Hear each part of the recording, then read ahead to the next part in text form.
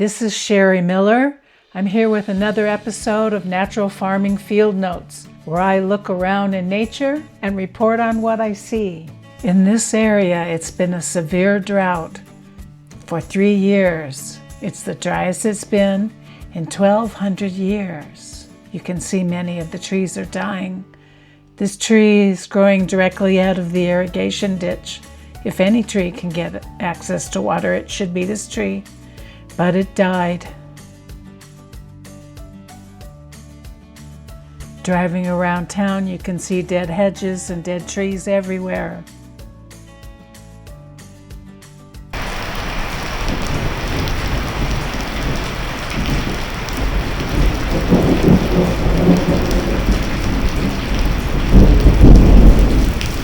But it's finally starting to rain. There's even puddles. It's been raining enough, we've been hearing the frogs. Probably this little guy. And most interesting of all, I saw some dragonflies.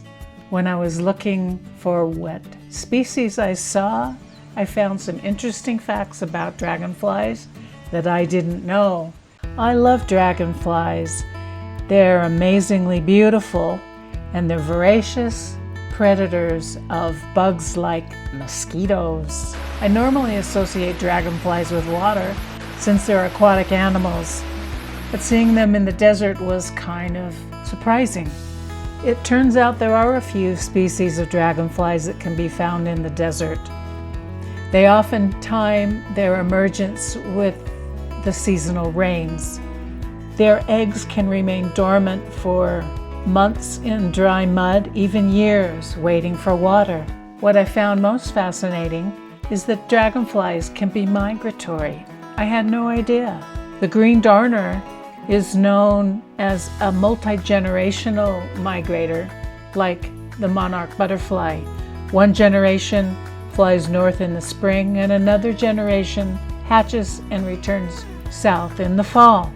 The species called globe skimmer holds the record for the longest insect migration in the world, over 11,000 miles, crossing the Indian Ocean from India to East Africa and back, assisted by wind currents. They can fly for thousands of miles without stopping. Depending on their size and the species, dragonflies can eat 100 or more mosquitoes every day. Healthy adult dragonflies can consume its body weight in insects every 24 hours. Dragonflies are very ancient. Fossils go back 300 million years, long before birds, mammals, or even flowering plants. During the Carboniferous period, dragonflies were very large. The biggest ones had wingspans of 70 centimeters, 27 inches. If you would like to have dragonflies in your garden for beauty and for eating mosquitoes, one of the best things you can do is to provide reeds and sticks so they can perch. Dragonflies can catch their prey mid-air using their legs as a basket.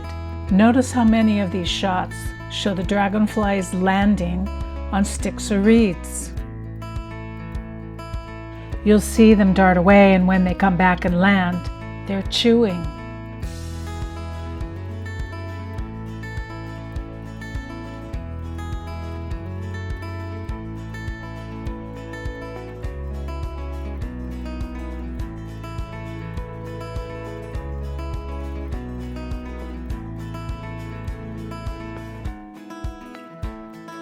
That's why you want sticks in your garden, to attract these apex flying predators. The rain also brings out the flowers.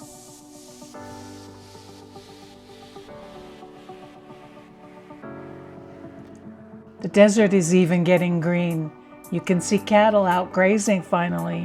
One of the most interesting things I noticed driving around looking at the recovery from the drought was the effect of mistletoe on the trees. Mistletoe is a tree parasite, and it gets its nutrition directly from the trees, eventually killing them. In some cases we can see where both the tree and the mistletoe died. In some cases, the tree and the mistletoe both lived. You can see the lush green patches of mistletoe. Trees aren't doing very well, but they have so far survived. What was most interesting was the cases where the mistletoe died, the parasite died, but the tree lived. Here you can see fresh green leaves on the trees and the dark dead patches of mistletoes that died. Interesting how a drought can save a tree. If you like this sort of thing, be sure to subscribe and hit the bell, and I'll see you in the next episode. Peace.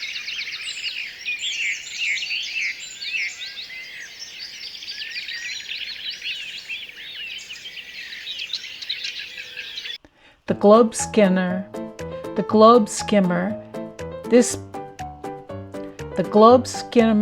species. The globe skimmer species. The species called globe skimmer. Dragonflies can catch prey midair using their eggs like a basket to attract these apex flying predators.